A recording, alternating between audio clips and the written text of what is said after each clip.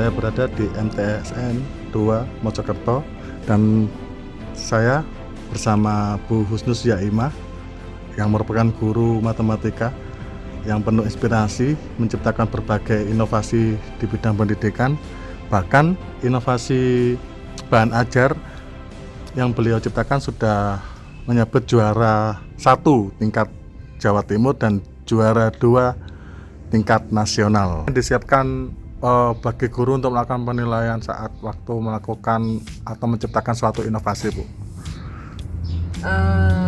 Sebagai guru untuk selalu produktif dan selalu mempunyai karya, memang tidaklah singkat waktu yang diperlukan. Kita harus misalkan kita harus punya komunitas-komunitas kecil dan kita aktif di dalamnya. Misalkan ya kan banyak sekali grup yang meng-add kita, lalu guru.id, Merdeka Belajar, MGMP. Itu dari sekian grup itu kita jangan live dulu, walaupun kita tidak aktif, pasif saja di grup itu, kita jangan live dulu. Barangkali di situ ada ide yang muncul, kemudian ada media pembelajaran yang di-share, kemudian ada webinar yang bisa mengupgrade kemampuan kita, itu kita bisa. Nah dari situ dimulai awal dulu. Kalau kita ada niat itu pasti mulai awal dulu. Kita dari grup yang terkecil, jadikan karya yang sederhana, ajak siswa, ajak guru yang teman sejawat. Kemudian kita sering diskusi, kita sering mencari referensi dari hal yang lain, baik offline maupun online. Nah, itu kita terus bertahap satu demi satu, akhirnya bisa membuat karakter kita sebagai guru yang terus produktif dan berinovasi. Kemudian ya 2019 saya dipanggil lagi sama Bapak Kasih Penma, Bapak Badrul Tamam, untuk mengikuti seleksi ke provinsi. Nah, seleksi ini diawali dengan mengumpulkan portofolio, yaitu berisi rekam jejak kita 5 tahun ke belakang dan karya tulis ilmiah. Kebetulan karena saya sebelumnya sudah pernah mengikuti lomba di Jawa Timur, maka saya hanya menambah sedikit-sedikit rekam jejak saya 2 tahun.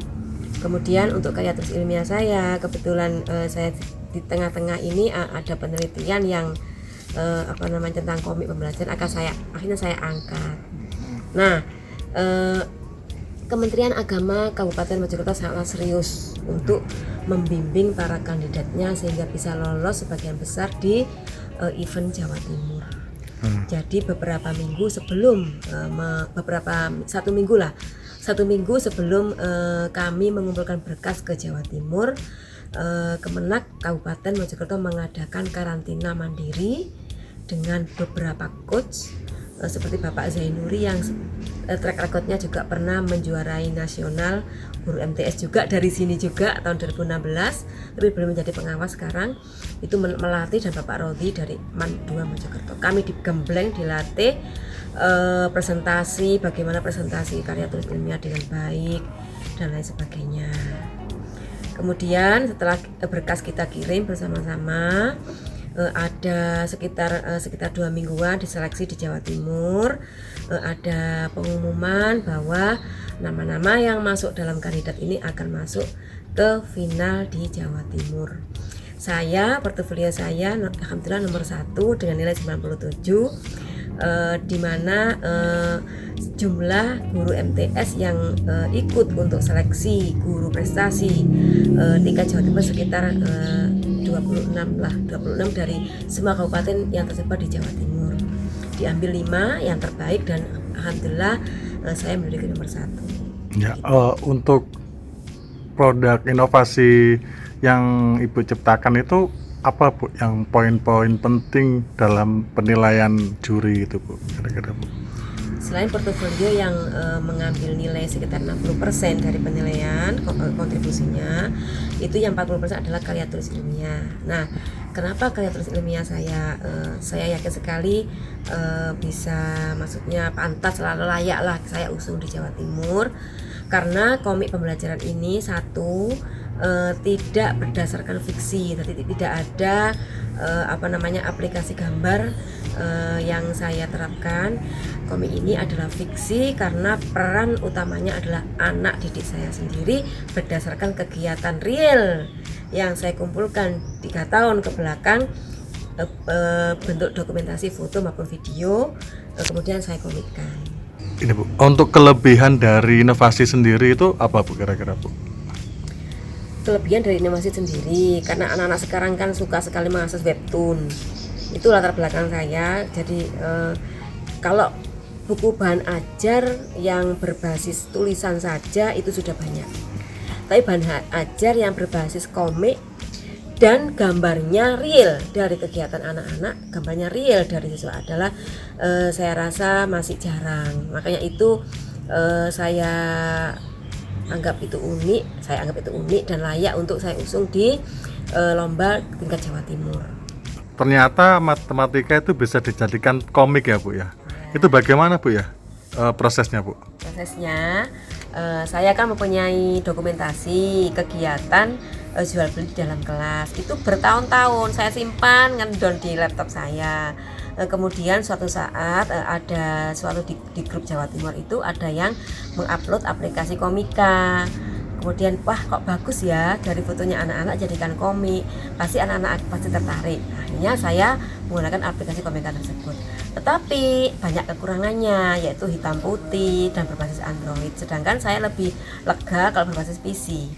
Nah, karena dari situ saya langsung minta tolong kepada anak saya yang kuliah di Malaysia untuk membelikan suatu aplikasi komik yang mudah, yang grade-nya lebih tinggi dari Komika tadi berbasis PC.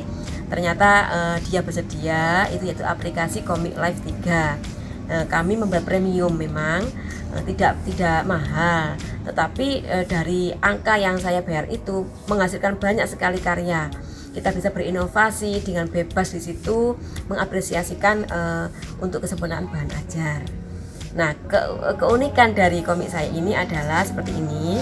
Nah, dari sini misalkan ini kan kegiatan bahan ajar di kelas tentang kegiatan maksudnya kegiatan jual beli praktek pada materi aritmatika sosial. Ini dari foto-foto yang saya kumpulkan selama 3 tahun.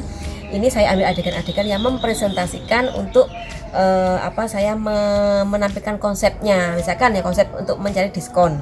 Nah, ini ada dialog, misalkan dia membeli parfum dengan diskon 15%. Ini sebagai pembeli dan ini sebagai penjual.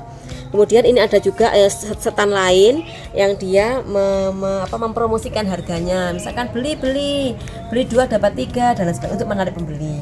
Nah, ketika dia ini ada transaksi, ini maka muncullah soal matematika bentuk dialog, maka ini juga diperjelas di sini perhitungannya. Bagaimana cara menentukan 15% diskon dari harga parfum, berapa yang harus dibayar dan lain sebagainya. Ini ada semua. Kemudian yang di sini itu misalkan mencari harga beli dan harga jual. Ini juga ada transaksi antara pembeli dan penjual. Misalkan minyak kayu putih ini harganya berapa? Oh, harganya 17.825. Aduh, kok mahal ya? Padahal baru kemarin loh. Nah, ini kan iya, ini ada kenaikan karena apa? Nah, ini juga ada dialog yang sangat real di lapangan, kemudian dijelaskan perhitungannya.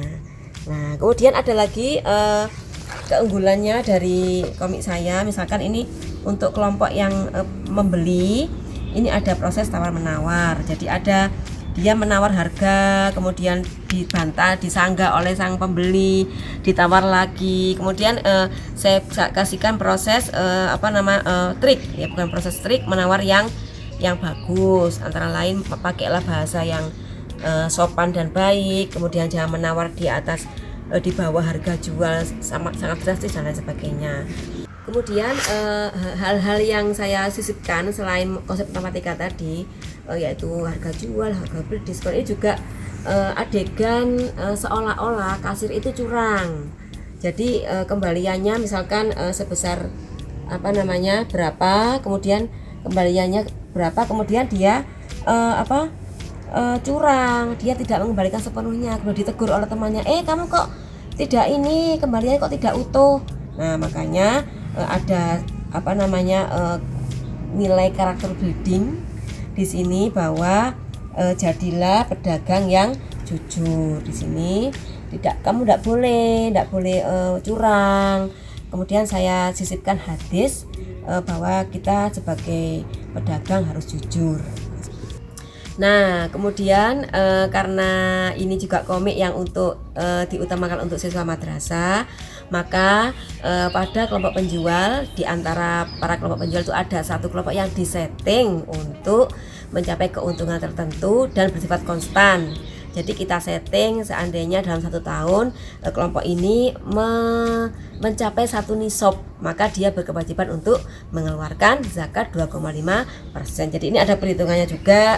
Misalkan keuntungannya berapa, kemudian dalam 1 tahun dia keuntungannya berapa, kemudian zakatnya yang dikeluarkan juga berapa. Nah ini Bu, bisa dijelaskan saat karantina tingkat Jawa Timur itu berapa lama dan kira-kira apa Bu yang paling didapat saat waktu karantina itu Bu?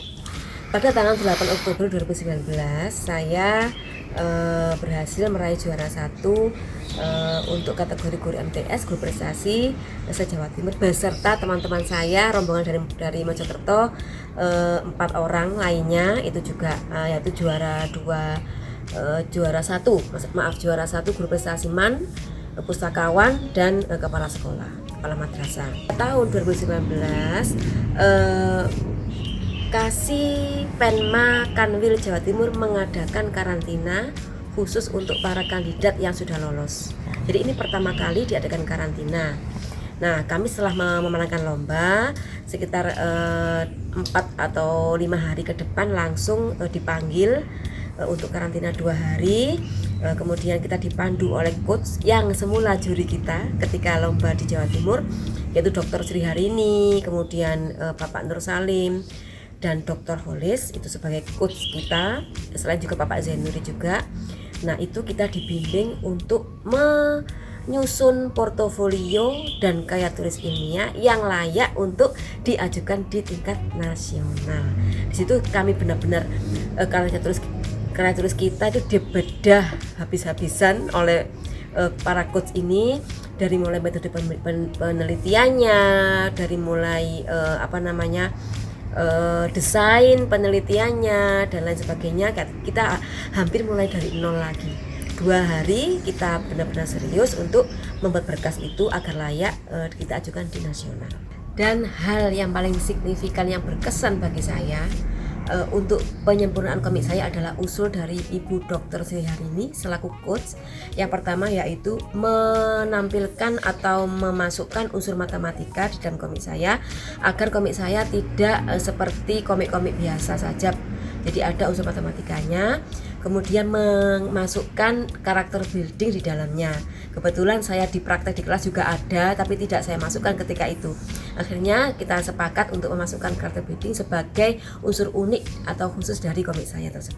Inovasi yang tingkat nasional itu seperti apa Bu?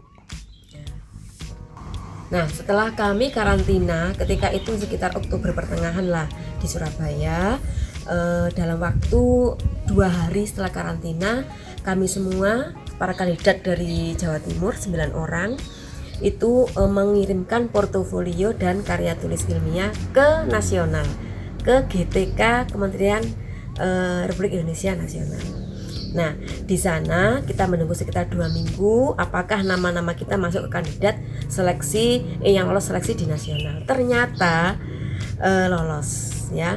Dari kami sama teman-teman jadi di barisan kandidat dari Mojokerto lolos. Kemudian dari 11 orang dari Jawa Timur yang lolos 9 orang. Nah, dari pengumuman yang ditampilkan melalui website GTK dan Instagram GTK bahwa portofolio saya tetap nomor 1 senasional. Nah, ketika diumumkan oleh GTK siapa-siapa saja yang lolos untuk masuk ke finalis tingkat nasional untuk kategori MTS, nama saya alhamdulillah menduduki nomor 1 senasional. Kemudian sekitar awal November kami dipanggil lagi oleh pihak Kasih Penma Kanwil untuk mengikuti karantina yang kedua, mempersiapkan presentasi khusus ketika nanti kita final di Lampung. Di situ kami belajar perbedaan antara PowerPoint dan PowerText. bahwa ketika kita mau presentasi diberi waktu 10 menit harus tepat 10 menit, tidak boleh kurang, tidak boleh lebih. Digembleng pengenalan atau pengenalan diri dengan bahasa asing, yaitu bahasa Arab dan bahasa Inggris. Bagaimana cara menarik juri ketika kita presentasi. Kemudian yang terakhir adalah presentasi kita jangan terlalu banyak tulisan-tulisan agar tidak membosankan, tapi kita menggunakan power text. Karantina berapa hari Bu saat itu Bu? Karantina kalau yang nasional 2 sampai 3 hari. Apa yang diperoleh saat karantina itu Bu? Ya tadi, jadi karantina tadi kita belajar khusus bagaimana cara mempresentasikan karya seniman kita dengan tepat selama 10 menit waktu yang diberikan oleh juri. Lalu Hasilnya alhamdulillah saya ketika di Lampung final saya nomor undian ketiga setelah orang dari Aceh. Saya mempresentasikan semua dengan lancar sampai ketika itu juri tepuk tangan. Kemudian alhamdulillah lancar sekali, kemudian berhasil mempresentasikan dengan benar. Kemudian memuat moderasi beragama juga yang ketika itu sangat dipublikasikan oleh Kemenak. Nah, pada besok 2 hari setelah itu puncak penganugerahan GTK karena takdir saya menduduki juara 2 sebagai guru prestasi kategori MTS negeri. Apa tips bagi guru untuk menjadi seorang pendidik yang terbaik Bu? Guru itu ada macam-macam, tinggal pilihan kita untuk menjadi apa. Pertama, guru biasa saja. Kedua, guru yang bisa memberikan motivasi kepada siswa.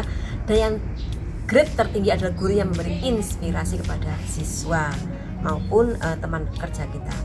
Tips dari saya, janganlah berhenti untuk berkarya, berinovasi. Memang mencari ide tidak semudah kita mencari apa yang harus dicari. Jadi ide itu memang datang seperti blessing kepada kita, seperti anugerah. Tapi kita itu hidup di era yang dimudahkan semua. Searching itu sangat mudah, aplikasi sangat mudah semua. Jadi kita hidup di era yang dimudahkan, di era 4.0 ini. Janganlah disia-siakan. Menjadi guru harus selalu belajar dan jangan lupa berkarya.